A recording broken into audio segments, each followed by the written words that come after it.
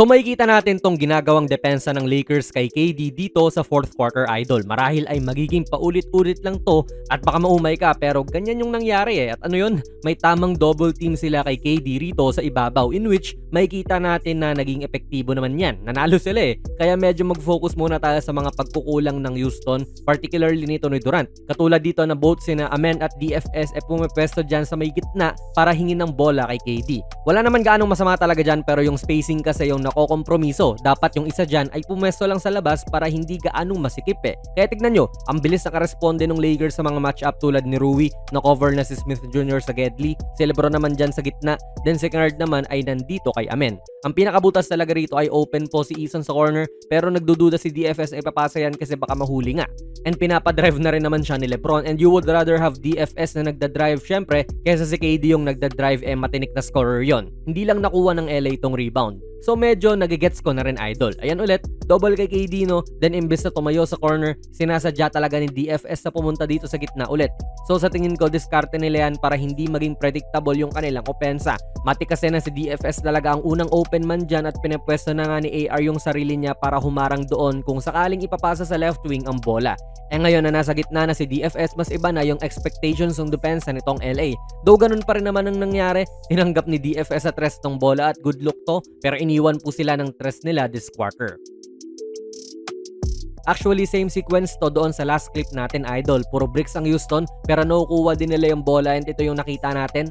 Tao na ni AR si KD and mukhang okay sana na biglang mag-seal si KD dyan sa ilalim gawa nung anliit nga ni AR kung ikukumpara mo to sa kanya. Ginawa ni Lebron to this quarter na talagang pinapwestohan yung maliit sa loob. And ewan ko ba dito kay KD, siya yung pinakamatangkad dyan sa court pero ayaw naman gamitin yung laki niya at gusto siya yung nagpo-point guard alam naman niyang idodouble at idodouble lang din siya ng Lakers pag na-atake siya. Imbes na maging scorer, nagiging facilitator patuloy. Tila Bonak na 8-second violation pa kahit hindi naman pinapressure talaga so another double na naman to, idol, and feel ko nadadala po ng pressure tong si KD gawa nung hindi naman kasi talaga siya floor general. Tila ang nagiging automatic na responde nito ay dapat mabigay niya sa open man ang bola imbis na basagin talaga yung depensa sa sarili niya. Medyo tunog nagmamarunong ako, idol pero walang help defender dito sa kanan. Pwede siyang mag quick spin dyan para ilagan yung double ni Smart. Parang yung ginawa lang ni Luka sa game winner niya last game. Umiwas siya sa double team before pa siya mismo ma-pressure nito. Though ngayon, oras din kasi ang kalaban ni KD pero hindi rin naman magandang tira yung nabigay niya kay Smith Jr. Diba, idol? Pwede kang umatake dito sa kaliwa or lalo sa kanan pero parang nadadala lang si KD nung pressure ng Lakers at iniisip talaga niya na dapat niyang i-give up ang bola. Kaya basketball is a mental game din po, idol. Kung nasa isip ni KD na attack mode siya kahit may double, malamang magkakandara pa tong depensa ng Lakers pero wala. In this quarter na paniwala ng Lakers si Durant na dapat gini-give up niya yung bola lagi kasi nga dino-double na siya. I mean, hindi naman po masama yung ipasa sa open yung bola, idol.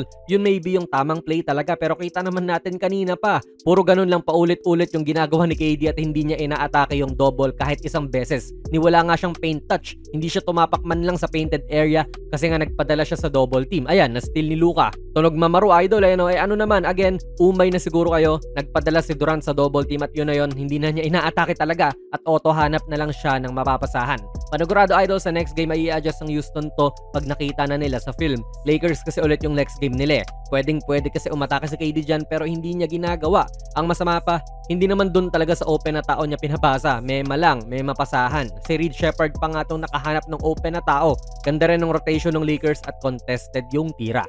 Talagang napurnada ng Lakers defense ng opensa ng Houston Rockets, idol, lalo na at mas madali silang dumepensa at si KD lang po ang star ngayon gawa nung out this game si Alpi. Kita nyo naman, di ba, tila nanigas na lang si KD at naging one-track minded sa kanyang atake.